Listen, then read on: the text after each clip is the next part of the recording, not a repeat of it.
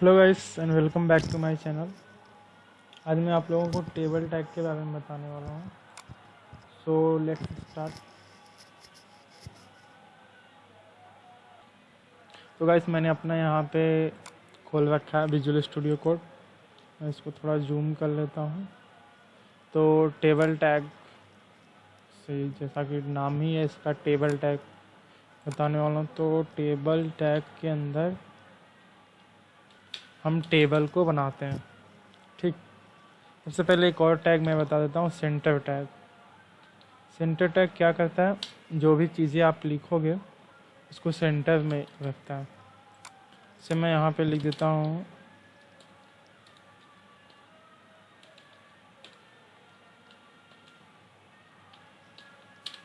Table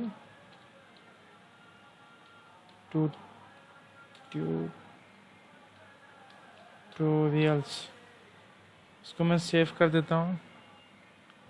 यहाँ गया, copy path किया, क्रोम में आके अपने यहाँ पे आके मैं इसको पेस्ट कर देता हूँ। ठीक, जो मैंने अभी सेंटर दिया था ये देखिए यहाँ पे शो कर रहा है। जो भी आप सेंटर टैग के अंदर दोगे वो आपके वेब पेज पे सेंटर में शो करेगा। तो अब टेबल की तरफ बढ़ते हैं। तो टेबल ले लिया पहले मैंने। सबसे पहले हम लेते हैं TR। इसका मतलब टेबल की रो बनाने के लिए TR का इस्तेमाल करते हैं, जिससे मैं लिख दिया रो। ओके, अब मैं इसके नीचे जो भी डेटा लिखूंगा ये नीचे आता जाएगा इसके। TR सॉरी TD लेना रहेगा मुझे। टेबल डाटा भी कह सकते हो उसको TD में। अब जैसे मैं यहाँ पे लिख दिया 1, इसको मैं कॉपी कर लेता हूँ। Copy paste. कुछ दिक्कत रहेगी क्या? एक मिनट, कहाँ से प्रॉब्लम आ रही है? ठीक, इस पर शायद गलती से इसको कॉपी कर लेते हैं।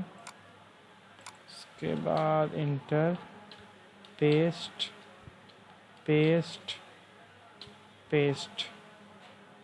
1 यहाँ पे 2 कर लेता हूँ, यहाँ पे 3, यहाँ पे 4। अब कंट्रोल एस से सेव कर लेता हूँ। अब फिर मैं अपने क्रोम में जाके यहाँ पे रिफ्रेश करता हूँ। आ गया, ये रो ड्रा हो गई और ये आपकी कॉलम। ओके, ये इस तरह से ये पूरी रो हो गई। अब दूसरा ले लेते हैं, एक दूसरी रो लेते हैं हम यहाँ पे। टेबल रो, फिर table column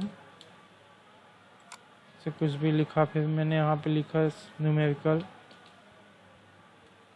Apple Apple.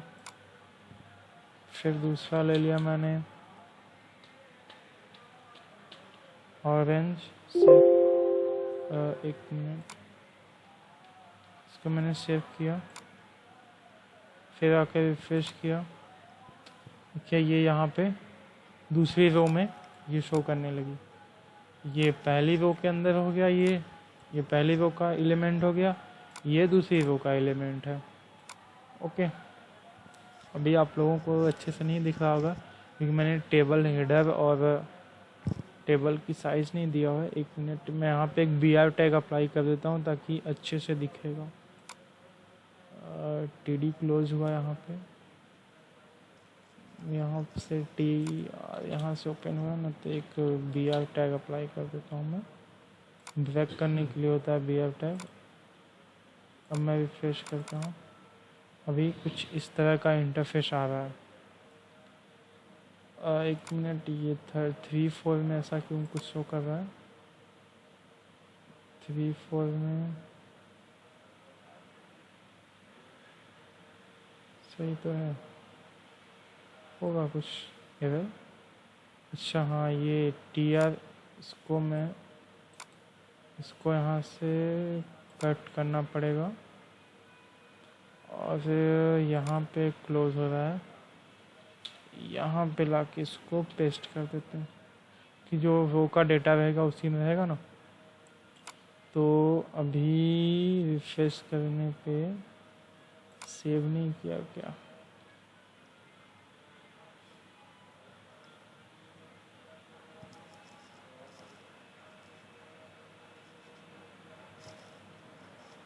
TD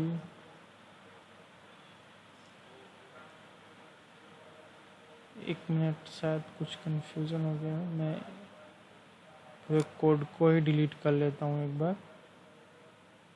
ठीक, डिलीट कर दिया। अब टेबल टैग ले लिया, टेबल टैग के अंदर पहले TR ले लिया मैंने, TR के अंदर TD, यहाँ पे कुछ भी लिख दिया, जैसे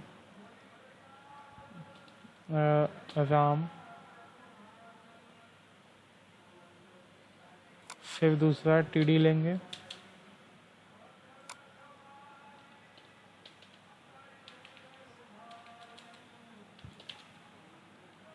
श्याम।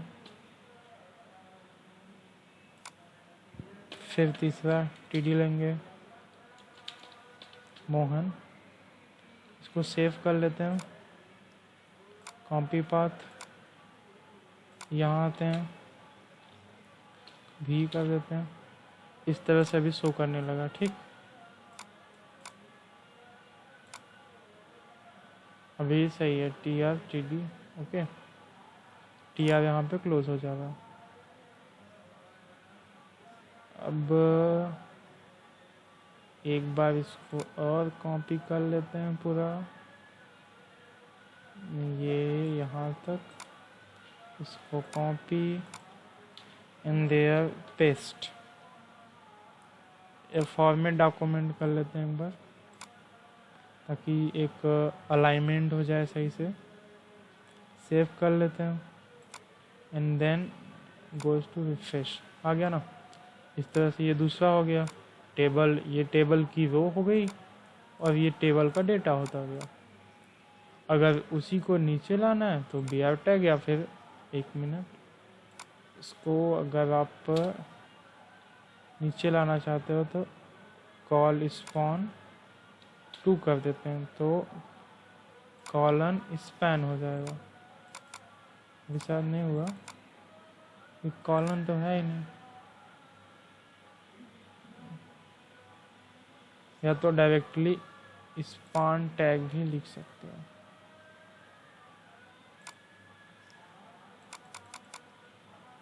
ओके, इनपुट टाइप वाला अलग होगा, जो इनपुट टाइप के लिए बनाया जाता है टेबल डेटा। इसके लिए इनपुट टाइप लेना पड़ेगा। एक minute, I will tell you. So let's start. अभी मैं यहाँ पे कुछ लिख देता हूँ, CSS अप्लाई करता हूँ। इसको मैं लिखता हूँ, एक मिनट। सिर्फ टेबल के लिए जितना भी CSS अप्लाई करना होता है वो टेबल टैग के अंदर अप्लाई करते हैं। जैसे मुझे बॉर्डर अप्लाई करना है तो 2 पिक्सल का, तो मैं बॉर्डर लिख देता हूँ 2। ठीक, कंट्रोल यस करता हूँ, यहाँ पे आते हैं, सॉरी इस पे आते हैं, फिर उसके बाद रिफ्रेश। देखिए 2 पिक्सल का बॉर्डर अप्लाई हो गया। जैसे मुझे 4 पिक्सल का अप्लाई करना है, 4 कर देता हूँ, रिफ्रेश। ओके, 4 हो गया। अभी मैं क्या करता हूँ, इसी चीज़ को कॉपी पेस्ट करता जाता हूँ। यहाँ पे आता हूँ, कंट्रोल भी,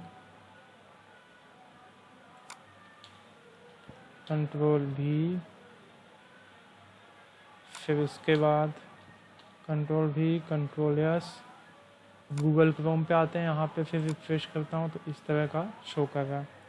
अभी मैं और कुछ ऐड करना चाहता हूँ, तो जैसे मुझे बैकग्राउंड कलर कुछ देना है, तो यहाँ पे टेबल पे आऊँगा मैं, मैंने अभी बताया ना कि जितना भी CSS अप्लाई करना है आपको टेबल टैग के अंदर, टेबल में, तो वो टेबल टैग के अंदर अप्लाई करने से मुझे बैकग्राउंड कलर ब्लैक BG, तो लिखना पड़ेगा BG colour, BG colour red कर लेता हूँ मैं, Ctrl+S करता हूँ। देखिए बैकग्राउंड कलर रेड हो गया। अभी जैसे मुझे और इसमें सेल पैडिंग अप्लाई करनी होती है, तो जैसे मतलब सेल के बीच में जो पैडिंग रहेगी वो कितना रहेगा, तो सेल पैडिंग क्या दिक्कत आ रही है, 1 मिनट, सेल पैडिंग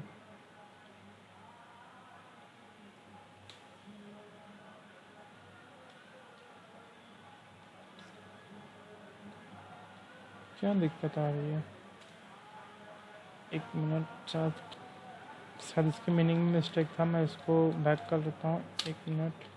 हाँ अभी सेल पैडिंग जैसे मैं 8 का दे देता हूँ, तो गूगल क्रोम पे जाते हैं हम अपने, यहाँ पे आते हैं, इसको कट किया मैंने, इस तरह का हो गया। सेल पैडिंग मतलब जो ये एक एक सेल शो कर रहा है, इसके बीच की स्पेस कितनी होगी। अगर आप सेल स्पेसिंग करना है तो एक बार फिर से कर लेते हैं, स्पेस लिखते हैं, सेल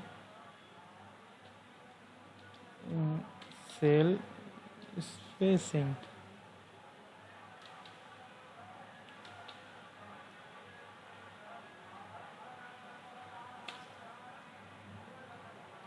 एट,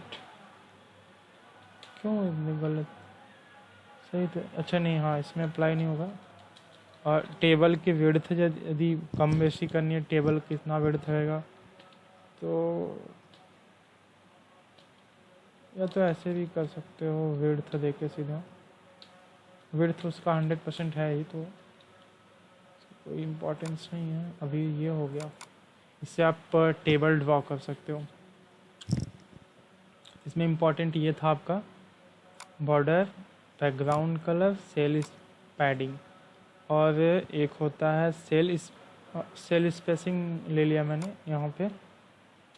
इसको वैसे मैं सेल के बीच जो स्पेस रखना है, जैसे मैं यहाँ पे 10 कर देता हूँ, तो देखिए कितना नीचे तक चला आएगा। डॉक्यूमेंट पे आके या अब ये जो सेल्स है ना, इनके बीच का स्पेस, ये वाला, ये जो दिख रहा है ना, इस तरह से। अगर मुझे 1 मिनट बॉर्डर और बढ़ा देता हूँ, से मैं बॉर्डर 10 का कर लेता हूँ, तो और क्लियर दिखेगा। अभी देखिए इस तरह से थोड़ा सा डायनेमिक दिख रहा है। कलर मैं चेंज कर देता हूँ, कलर मैं कर देता हूँ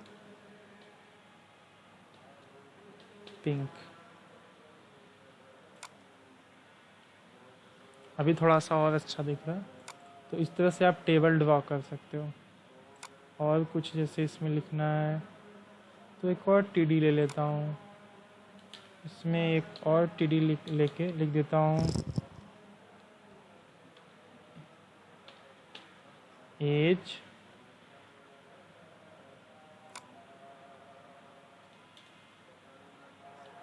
TD 24, भी बढ़ गया ना ऐसे। ओके